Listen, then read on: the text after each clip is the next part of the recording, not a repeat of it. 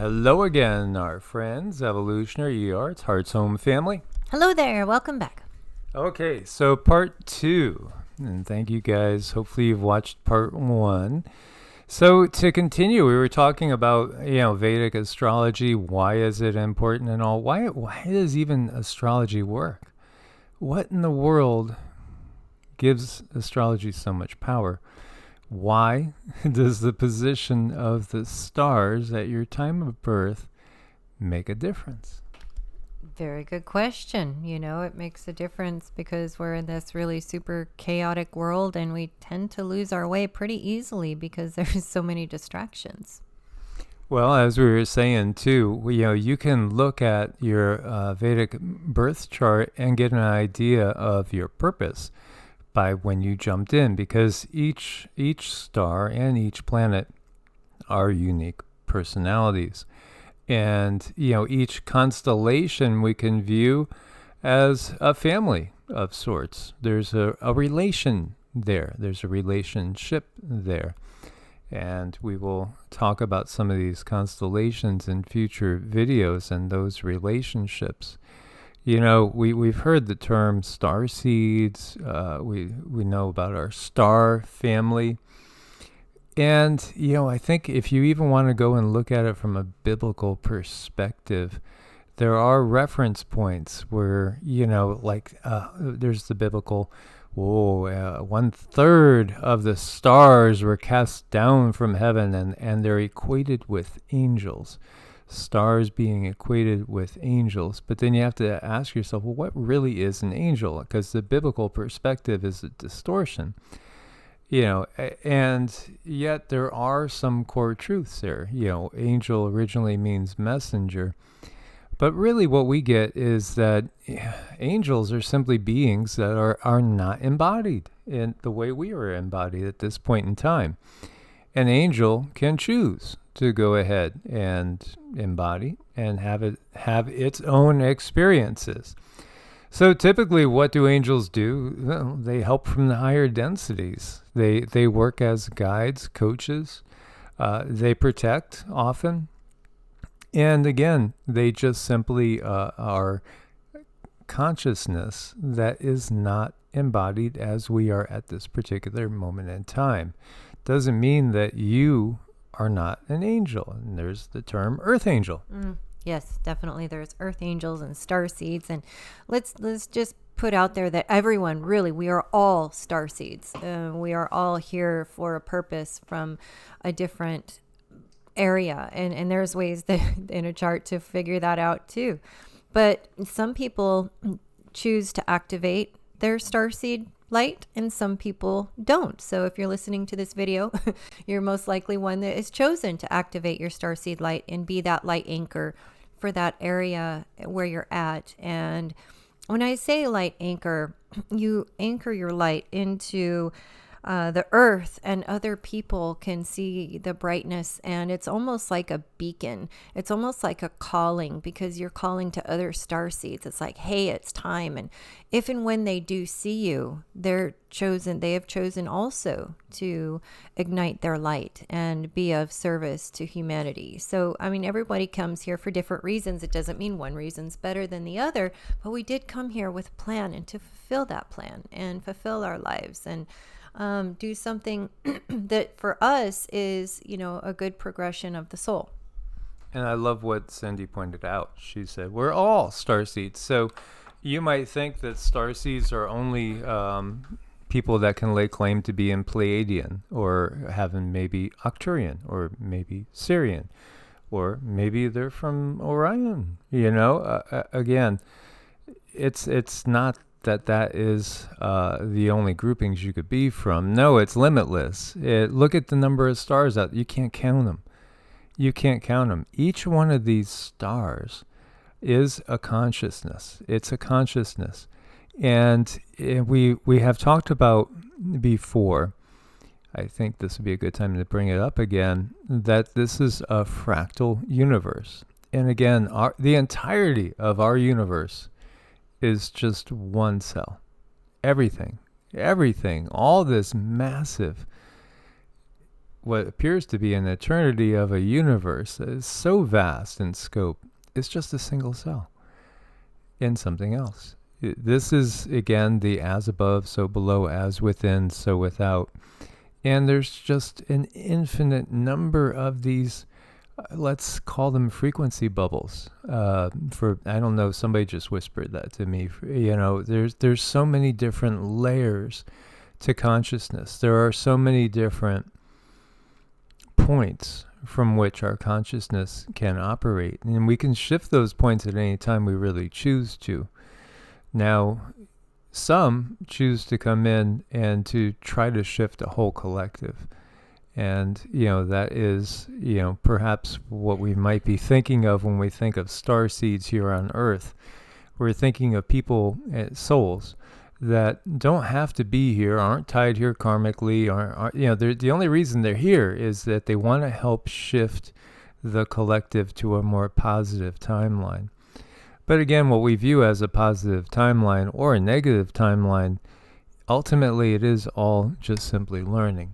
It is. We're all here in a very, very large school and just sort of meeting each other between classes and walking each other home from school, holding hands and saying, hey, what is 6th grade like? Hey, what is 7th grade like? And we're just sort of communicating to each other and giving information to help one another. And, people, they go in groups and they meet between class, we'll call it that. They meet between class in groups to say, kind of, give back and forth information and say, okay, well, let's go back to our class and let's come back and meet between class and do this again. And then, there's the long walk home. I don't know how many of you were blessed enough to be able to be dropped off at the bus stop and you could have a nice long walk home. But I was able to do that and get dropped off with friends, and I could walk home with them, and then we could exchange information about what went on during our day when we were in separate classes. So to me, that's just a really good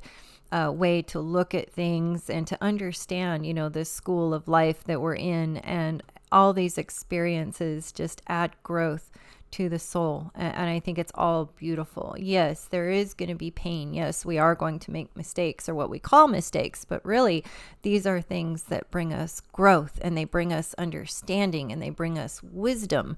So I think we just need to reframe the word mistake. Is it really a mistake on life, or is it because you wanted to grow and thrive in a certain area, but in order to do that, you had to have this event happen? Yeah, and we've talked about this, and the very first videos I ever did back in August 2017 were all about fractal universe. They were all about consciousness. It had nothing to do with the majority of the videos that we've made talking on how the news is really not what it seems to be on this world. But, again, what are we doing here? We're having an experience. This is all about experience, and our consciousness is so vast. Again, most people don't have a clue of who they really are. They really don't, and it is purposeful. There's both things going on, and this is one of those realizations. Yes, there is a purposeful amnesia. And then, yes, the system itself wants to also keep a lot of truths, sacred truths, away from you at the same time. Everything is a fractal. Everything is a fractal. And a fractal, you could see, mirror of the self. Yeah, a mirror, you could view it as a complete image of something that is larger, that is the source of that which is below, the source above of that which is below, but yet it's a picture, but it does have all the information, but it's not the totality. No, but you can look at all the people in your life. They are like a mirror to you and bringing you understanding. So even those relationships where people drive you crazy, they drive you mad, there's something in there for you. There's something for you to take on and accept. And it really is about reframing our experience. But we are taught a certain way from a very young age. So it's difficult to take away those teachings and put something else in them. But really, everything that happens has purpose, big purpose, divine purpose. And this is an experience that we get to have, and not everyone gets to have it. If you have made it to Earth, congrats, good job, hoorah, you're here. Yeah, absolutely. In my father's house, there are many mansions, and many mansions. Maybe we should more accurately say many dimensions, or perhaps even more accurately, densities. We could think of, anybody remember the old show Sliders? Do you remember Sliders? I don't know if you do. No, that was a cool show, I don't know, 80s, 90s, a long time ago. And it was about these group of kids that created a wormhole type machine. And they were trying to get back to their reality, and they kept jumping onto alternative Earths with different realities going on. It was a fun concept, a great concept. So think about all the major events in your life. What if you didn't propose to that person you proposed to? Well, maybe there's an Earth where you didn't. What if, you use contraception instead of not using contraception, and so you didn't have your first kid? There's probably an Earth there too. How about if you didn't take that job offer instead of did? Yeah, there's probably an Earth where you're living that out too. And then again, the understanding of you is not something we can truly grasp while we're embodied, and that's purposeful, because we're much bigger, and we can have multiple lives going concurrently. And yes, that is something that when we're in the body, and that might be absolutely mind-blowing. Well, I mean, some things we're just plain flat not meant to understand, and they might not be of any benefit to this life path. But definitely, those things that are a benefit in this life path are going to come out and show themselves to you. And it's up to us if we want to take that and what we want to do with it. It's like, what direction do we want to take that? And what part of our life is going to be enriched because of that idea? Absolutely. So, many worlds, many possibilities, many different realities. Have any of you ever woke up and thought that a timeline has changed? Have you ever woke up and some major event that you thought had occurred didn't occur? Again, now, we're all aware of that Mandela effect. How often are we switching our realities? How often are we jumping from one of these worlds to a different world just simply by saying, I really don't want this to be the case. I really don't. And truly meaning it with your soul, to where your consciousness, or maybe a portion of your consciousness, withdraws itself from one of these realities and joins back with another portion of your consciousness in another. What I see is the ability to change your perception with any given situation. You can choose how you want that thing to strike you. How do you want that thing to affect you? But sometimes we have to go back and look at things in a little different perspective and choose again. When things happen to us, sometimes people feel that that's bad, but it depends on how we choose to take it. But we might not be in a spot emotionally to have a different understanding, but that's what life brings us through different experiences and different ongoings. At some point, we are able to look at certain things and have a whole different perceptive shift, which is always very fun.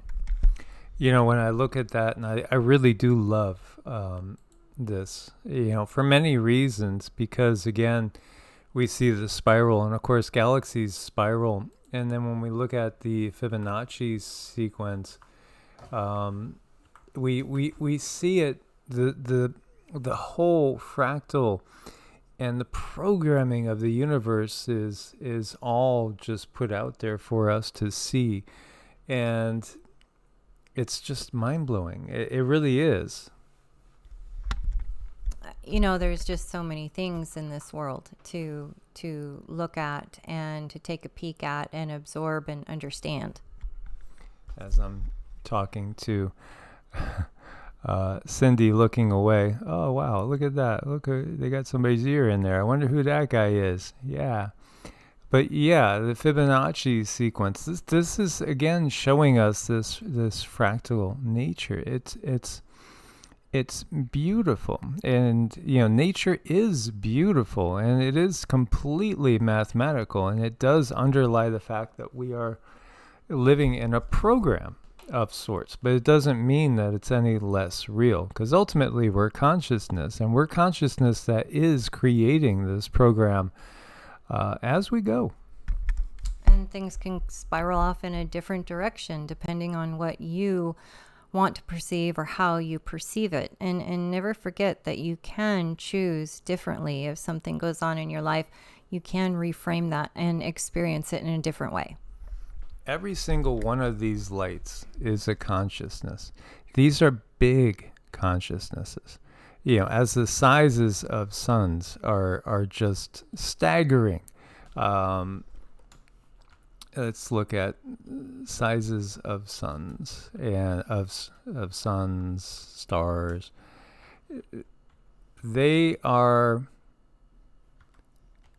consciousnesses of a very high degree, and we might look at them.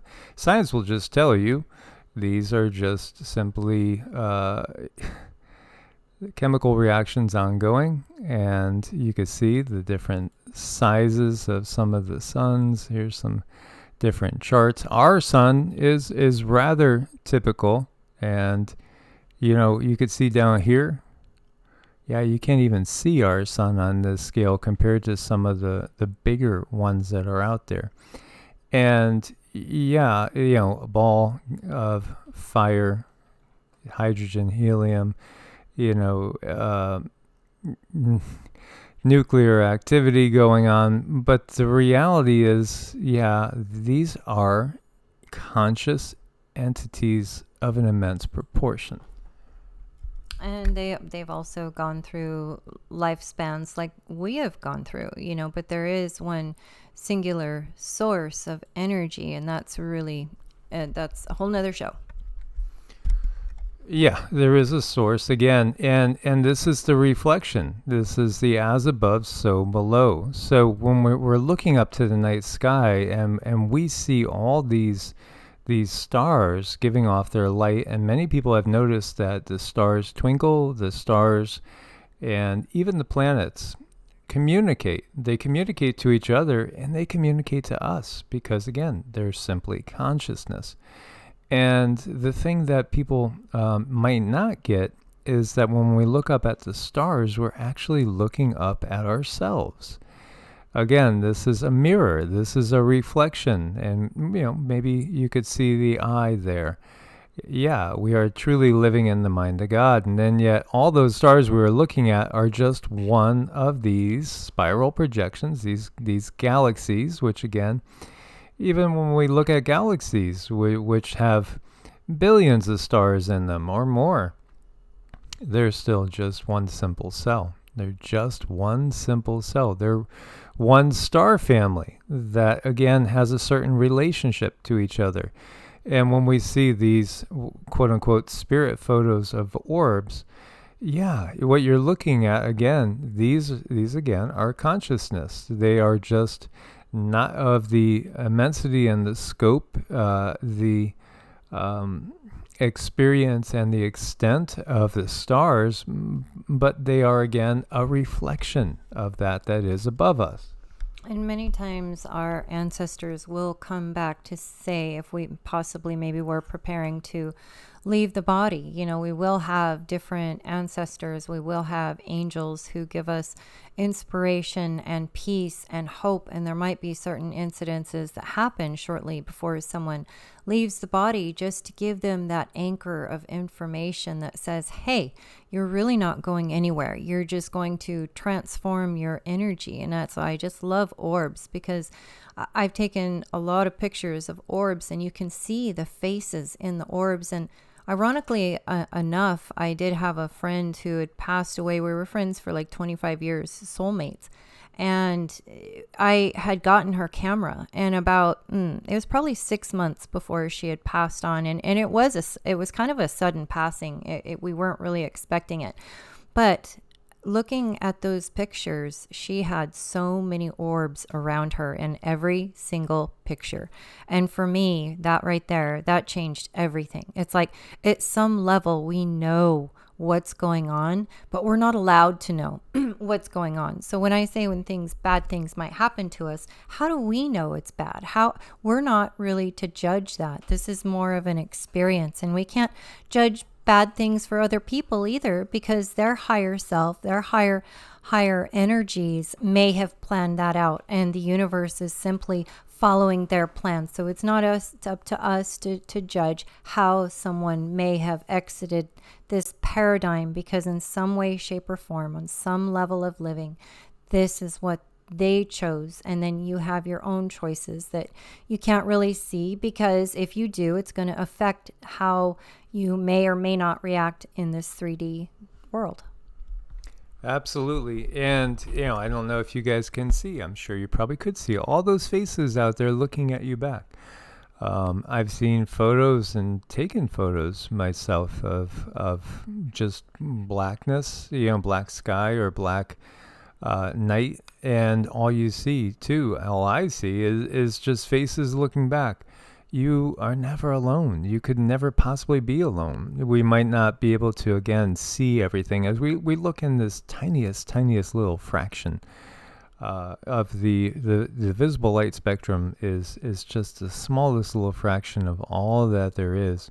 We can't expand our perception outward. We could contact anybody at any time. This is the thing, we certainly, absolutely. I mean, I miss my mom and I miss my dad. And, sure, at the same time, I realize every thought I have and every time I send out thoughts to them, they're getting them. Even though I don't always get a complete direct answer back, they do receive it because they're in a different perception than what I have. I have a limited scope because I'm embodied at this point in time. I've shared with you guys, I was just sharing on the last video, how my first really structured meditations that I was doing was all about getting out of body, and that started as a teenager, where as a kid that was 5, 6, 7, 8, 9 years old, I kept finding myself out of body, and it's terrified me. It made me so scared. I would go running to my parents, and I didn't go running crying. I just stayed right by them because I didn't want to be alone. Because when I was alone, all of a sudden I would just feel that I was not the body, and it just freaked me out. I just kept getting this message and kept feeling myself kind of looking at the body and knowing I'm not the body. And then it starts, getting to you like, well, what am I? And, again, everybody has a unique set of lives to draw on. For myself, what I've seen and glimpsed, and then what Cindy has told me is that typically after a mission life, I go back to being a monk, and have something that's more like that, completely spiritual life to kind of reset my vibes high again after a mission life. And that's just something that my soul likes to do. And for me, that's why it's so easy to, go off and have these spiritual practices and these quiet times, because that's what the entirety of my lives have been. But it can be freaky, that realization that you are not your body. And that is truly at the core of what is termed self-realization. Because again, this is just a simple learning experience. That's really all this is. The embodiment is a learning experience for a new perspective. There's absolutely nothing to fear. When you see this picture and this gentleman there, he's got his eyes closed, And he's extending his energy outward, and he's sensing these other units of consciousness, which are all around him. He's not afraid. Again, the vast majority of beings out there are nothing to be afraid of. The vast majority.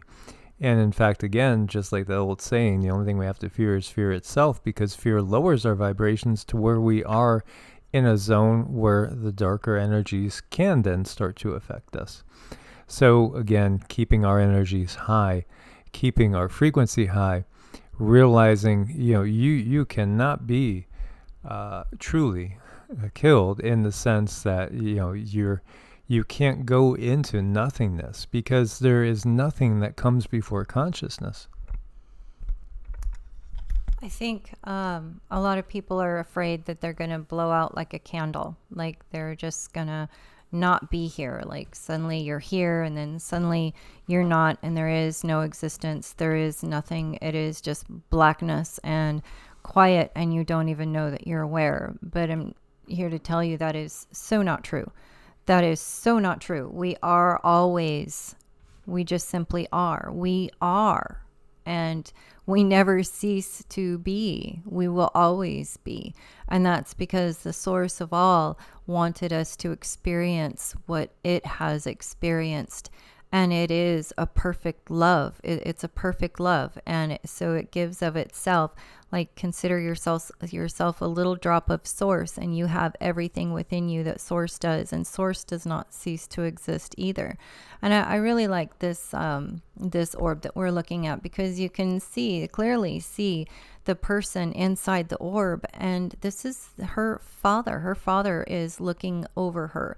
Still looking over her, and you can see this, his facial, you can recognize his facial. So he continues to be, but what purpose does he have on the 3D realm? Well, he needs to have a purpose, otherwise he wouldn't be there. And for him, it's to watch over his daughter. So he's still connected to the land of the living, and that's okay. And all of us, when we come down here in groups, we all graduate to a certain level, then we might all decide to jump back in again and see how things go, see what stories we come back with this time, see what grains of truth stick with us. And again, that's another thing that we get to keep here when we go into the 3D.